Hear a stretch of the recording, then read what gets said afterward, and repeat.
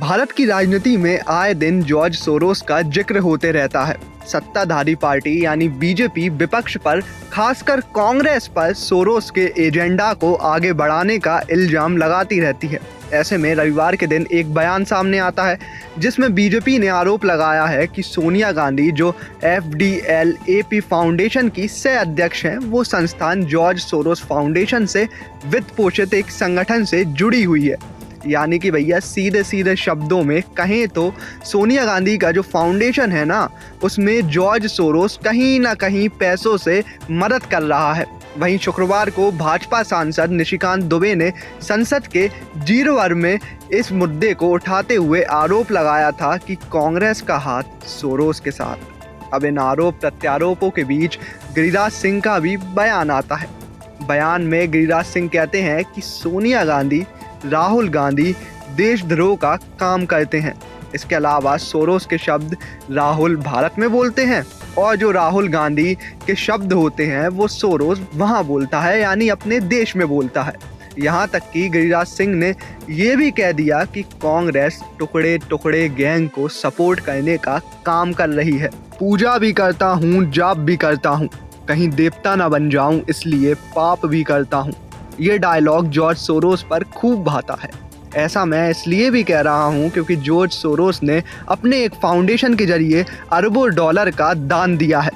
इसके अलावा उसे ह्यूमन राइट्स और सोशल जस्टिस को बढ़ावा देने वालों की लिस्ट में भी शामिल किया जाता है। वहीं अगर उसके अराजकता के काम देखें तो उसे अराजकता का एजेंट भी कहा जाता है।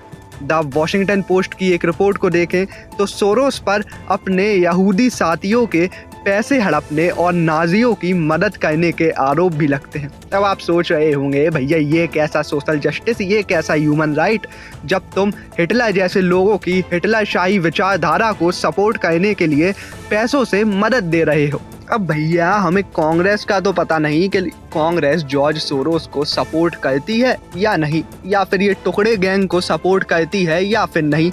ये फैसला तो आप लगा लेना और हमें कमेंट बॉक्स में ज़रूर बता देना।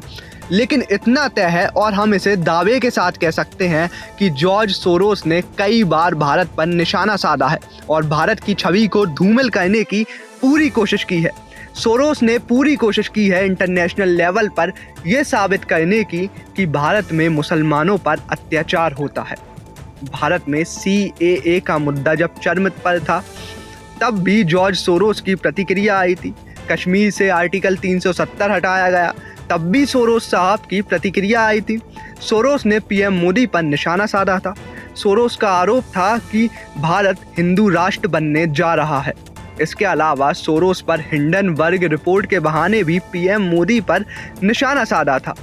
आप तो यूँ समझ लो कि जब भी इंटरनेशनल मंच से कोई बेतुके बयान आए तो उसमें आधे से ज़्यादा बयान सोरोस साहब के ही मिलेंगे।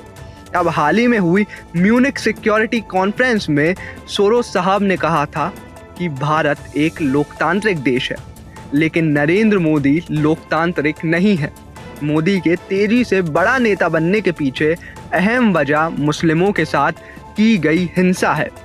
इन बयानों को ध्यान से देखें तो समझ आता है कि मोदी तो बहाना है, सोरोस का असल निशाना तो भारत की छवि गिराना है।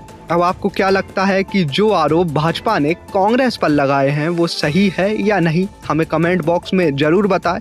और हाँ, ये भी बता देना कमेंट बॉक्स पे कि जॉर्ज सोरोस को कौन कौन लोग भारत में सपोर्ट कर रहे हैं। वीडियो अच्छी लगी हो तो लाइक करें, वीडियो को शेयर करें और चैनल को सब्सक्राइब करना ना भूलें।